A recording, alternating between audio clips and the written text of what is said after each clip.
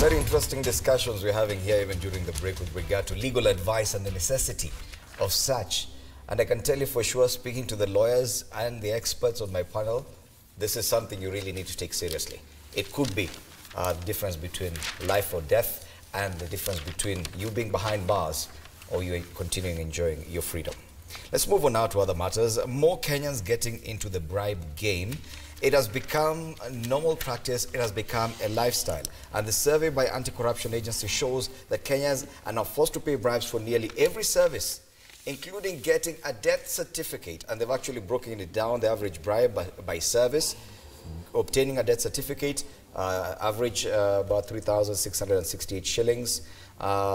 Reporting a crime, writing a statement, 2,737. Seeking a police abstract, this one I'm sure many of you have probably encountered. Seeking medical attention, 961 shillings. That must be at a public health facility. This is according to a report launched by the EACC yesterday. They're calling it the National Ethics and Corruption Survey. It goes on to show that the Interior Ministry is the most corrupt. Of course, the police service falls under the Interior Ministry. Chief's offices fall under that. I think even the Registrar of Persons, and I think that's part of the problem. The average bribe per county, I think Mandera is the worst, 35,000 shillings average, just to obtain a service. In Kericho, meanwhile, it's about 500 bob. So kudos to Kericho. Yeah, they still pay something though, but it's like Chris. It's like lower. Chris when he was saying that it's normal to be harassed. Yes. The other abnormal things and some abnormal. Yeah. So when you find that the average bribe when you find that that's cool, feeling, yeah, you're doing well. Good. You're doing well. But in general, this coming at a time when we're talking, we have this big talk about the fight against corruption. Surely, is that where we are? Is that the national psyche? Is it within the Kenyans' feeling that we are indeed fighting corruption? Because according to this survey, the number of those people who are willing to pay a bribe has actually gone up. If I'm seeking a service, previously in 2016, 46% of people, that's less than half, were paying a bribe for government service. Now the number has gone up to 62.2%. Everyone, 6 out of 10 people going into a government office are willing to pay a bribe, and they go there ready. Nakuja na 35,000 shillings, do we nipatie death certificate? Are we really in that psyche of we are fighting corruption, or is it just the president who says it, and to what effect? I think it's a very simple things that actually end up creating the culture of corruption. We are too impatient. We pay to jump the queue at the bank. You want to give the guard or the askari at the door something just to give you some preferential treatment. Cut down on the waiting time. Say, you know, I have this client and I want to register this company, so I can't wait 1 week.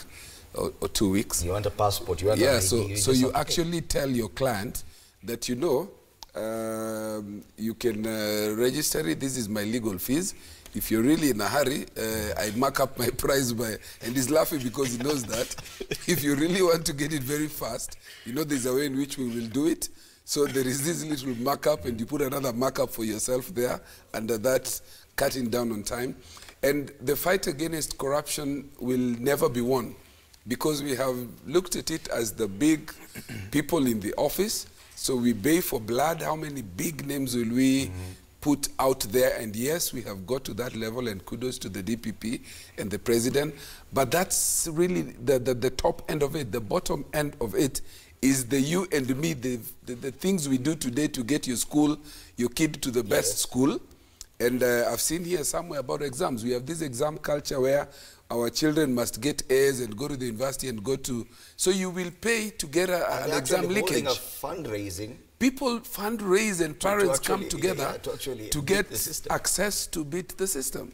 So, I mean, it's very unfortunate. And I was finding it, we were all laughing here when you're saying if you're at 500, that sounds very good. But you see, it is actually, that's where it starts. It is actually unfortunate. That good part of saying, I just paid 50 bob, and you're saying just. Yes. That 5 bob is what builds into the culture of corruption. And the Honorable Watch said it correctly, that we've reduced the fight against corruption to the big names we see being arraigned. And the DPP if you see a big name on the front page, Governor so-and-so, 2.3 billion shillings fraud case, that is what we think corruption is. But down here, we've actually decided that this is a part of life, nothing wrong with it, nothing wrong with me parting with some few shillings just to obtain a birth certificate or death certificate. Exactly. What is happening is that I think I won't really give much credit to the DPP because for me, we are playing to the public. We are doing some kind of, legal politics. That, now that you'll arrest Governor so-and-so or Senator so-and-so, MP so-and-so, you'll have made a name for yourself. And I think the DPP should now go downwards and know the root cause of corruption. Much of these things that are happening, even on the top level, is because the mentality of Kenyans is that we've gotten to the level where we've normalized corruption. Yes. That it's normal to be corrupt. You go to the village, to launch a project, you cannot actually drive out and just go. After you've done something marvelous, guys will tell you, okay, fine, how do you leave us? Give us something.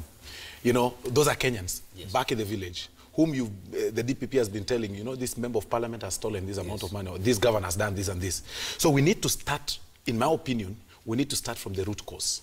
You cannot start, cutting a tree from the top. In my opinion, start from the root cause. Let's start with civic education. The research has shown clearly that the police service is the most corrupt. But what makes it more corrupt? Look at it this way. The judiciary should also come up with serious measures, and I'm very happy that the Interior Ministry is also working with the ICT Ministry to have instant fines on traffic offenses. What is happening outside in the roads, that I'm speeding, I'm over speeding, I'm supposed to be fined 10,000 shillings or something. The police officer is telling me, you must go to court. What will I do as a normal Kenyan who is also rushing to meet my time, to meet my target for the day, for gain? What will happen? I'll say, okay, cop, come beside me, take this 1,000. It's much easier. But we are getting, to a level where we've normalized corruption, and we think when you're rich, now you're the most corrupt one. You're forgetting that even you, who is actually the village, who expects a politician to give you something every day when you meet him, when you say hi to him, you expect him to give you something. You're also corrupt. You expect a police officer to come to you. In fact, even Kenyans themselves, in as much as we call police officers corrupt, even Kenyans themselves, when they're calling cops for any matter to be handled within their area, I think that's what they tell police officers. You report a crime. Exactly. They tell the police officers, Mkubwa, I'll give you this. idea. So you see, you're already creating that kind of thing. People are not aware that we've got authorities or bodies like IPOA that you can report a matter if you've been pushed. Is it really a lack of awareness? Because, and I'm asking you this as a scholar, because it appears it's a culture. It's a matter of a culture. It has nothing to do with legislation. It has nothing to do with technology, improvement or advancement. This is just something that is so inherent in Kenyans that we find it so normal. What would it take for us as a society to get a shift in behavior? Because this is not something that just happens overnight. We might talk about it, we might change laws, enact new laws, but as long as the culture remains, I think this matter needs a total paradigm shift. When you look at this country, the society right now, the issue of corruption is deep-rooted. It has actually been normalized. It is part of the culture right now. There are ways of doing business. When you go somewhere, you're expected to give something. I remember some times back when I was a kid, I used to hear some song by Eric Wainaina, Inji ya kitu kidogo. So corruption has deeply been institutionalized. Everywhere you go, you expect to give kitu kidogo. Sometimes back I was flying, and when I was just landing, one of the cabin crew told me, Mheshimiwa, sunulie chai. And he was the one serving chai in that plane when we were coming. So this issue of kitu kidogo has been institutionalized. When you go down in the village, if you want to take your child to a school or everywhere maybe even in a hospital, even when you go see a chief, a matter that a chief needs to resolve, even selling land or a boundary, by the end of that, there's a saying where I come from, in Kiluya, he expects something. I don't want to mention it here, okay? But it's expected that after this, you must be able to give something. So this issue has been institutionalized. It's part and parcel of the culture. When you go to China, for instance, corruption they call it a facilitation fee. And the coming of Chinese in this country has worsened the issue of fight against corruption. Because in China, when a Chinese wants some business somewhere, there's that money they're given called facilitation fee. Are we saying that therefore this is not, where we've gotten is not a place we can get ourselves out I'm just trying to give to contextualize, then I come to the issue of how to resolve this matter. This matter can only be resolved if this issue of fighting against corruption must be institutionalized, must be led by example by our leaders. If our leaders are the ones on the front line when it comes to issues of corruption, even the common mwananchi down there will assume that this is the normal way of doing things. In our own families, we are role model to our children, and if a child sees you that the daddy or mommy is engaging himself in ABCD for purposes of putting food on the table, they look at it as something which is normalized. First, we look at Article 10 of the Constitution, which talks about the principles of governance. You know, I looked at it and I've not seen anywhere it's written fight against corruption, but I've seen something, rule of law. You know, contrary to the rule of law, to me, I'll call that corruption. We must be able to institutionalize this issue of fight against corruption. We must operationalize. This is what is lacking, and our leaders must be on the front line. And I want to salute the DPP. Nordin, for heaven's sake, he has tried. You know, we've seen the big fish, nobody at times, sometimes back, they were untouchables. But at least we are seeing him trying. At least when you see the big fish going somewhere, you can see there's that commitment, there's that passion and compassion of the fight against corruption. The big question is, fine, the fight will be up there as long as we are seeing big names go, but down here, we don't even expect to be we caught. must, when I talk about operationalization, now, we are cascading it down, you know. It's being shown at that strategic level, it's being operationalized, you know. It must be cascaded down up to the chief, so the chief sees that this is also wrong. I remember there's a time when the EACC took someone to court for taking a bribe, I think of about 2,000 bob. And everyone was complaining, how? 2,000 shillings, surely? That is the level we are at. That is the amounts we are talking about here, that Kenyans are willing to pay bribes, 2,000 shillings, 3,000, and that therein lies the problem. I think it's a case of, reverse discrimination, if you want. We, for a very long time, complained about chicken thieves are given longer sentences than the people who did. And then the system changed to try and respond to this public outcry. And everybody has focused more on, let's get big fish. If you get people out there, the big headlines, you're fighting corruption. And I think we need to get out of the rule book and do a little bit more of introspection. If, for example, these people who bribe for 500 bob, I would come up with, for example, do something that will embarrass somebody, get somebody to do extramural. Let's get into things like that. We find you, Fred, you bribed for 500 and it looked very innocent. We make you sweep Citizen for a week. And we spotlight you. You know how much embarrassment that will cause you? I did that kind of punishment for my little boy, and you know it worked magic. I was told they went and they placed mud all over the doorstep of the next apartment. And then we have these WhatsApp where that, and then they showed the pictures, and I found out my kids were one of them. You know what I did? I called all the friends and I asked for the story. Then I told him, bring a broom. I made him sweep the general common area, the leaves that fall. He swept it. You can see the embarrassment on that boy's face. It was enormous, and they never did that again. So maybe this small, instead of sending people and jamming our prisons, let's get somebody and say, we want you to wash the entire Kenyatta Avenue today. You just sweep with your suit and you get so embarrassed you'll never do it again. Because we look at these figures and we assume we should not be punished for bribing anyone to get a birth certificate when I give 3,668. And I'm walking confidently in town and I know I cannot be punished. I should not be punished. It was 3,000 bob. Exactly, because we've normalized corruption.